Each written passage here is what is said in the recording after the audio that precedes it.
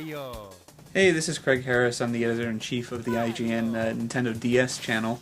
And so you basically went out and bought a Nintendo DS, and you're wondering what the best game of that system is, or you're trying to be convinced which games can be played on the Nintendo DS hardware. What's the point of the two screens? Well, Nintendo's answer to that is the launch title Super Mario 64 DS. And I have to say that it is a really good conversion of an 8-year-old game. In fact, the Nintendo DS version looks night and day better than the N64 version.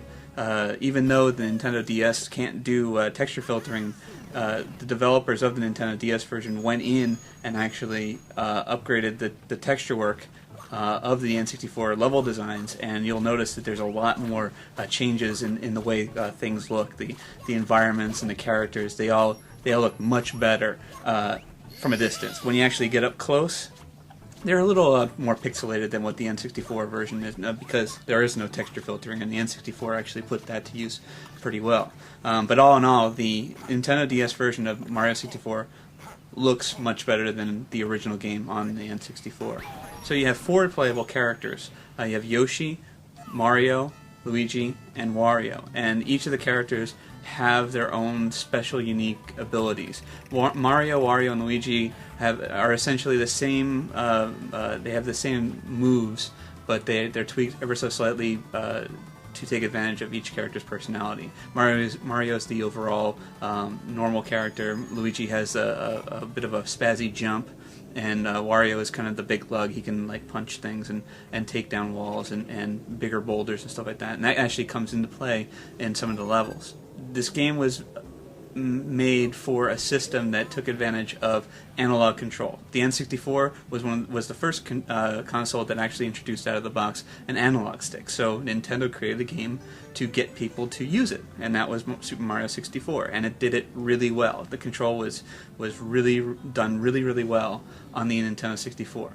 Now, it's kind of an odd thing that the launch title for the Nintendo DS is a port of a game that, focused on analog control, and the system itself doesn't have an analog stick. So you can play the game with the D-pad, using a button combination to run and walk, which does kind of get clunky. Or you can do what Nintendo programmed into the game and use the lower touchscreen as a virtual analog stick. It works. It doesn't work as well as it should, and I don't think it'll ever work, quite as nice as an analog stick. But it shows that at least Nintendo's addressing the issue of the lack of analog stick on the Nintendo DS. What Nintendo has added to the game are unlockable mini games that actually are made specifically for the Nintendo DS's 2 screens touchscreen. Actually, some of the mini games that Nintendo created for this game turn out really well, and it's actually encouragement to go through the adventure so you can unlock and see exactly what the designers have come up with for dual screen touchscreen. As it stands, Mario 64 is still a great game as a handheld game, and in fact it works really well for the handheld because it's such a pick up and play game. Pick up your system, get a star, save your game, turn it off for great for 5-minute bursts, and that's what the handheld market really kind of caters itself to. Mario 64 DS, great game. It's not the killer app.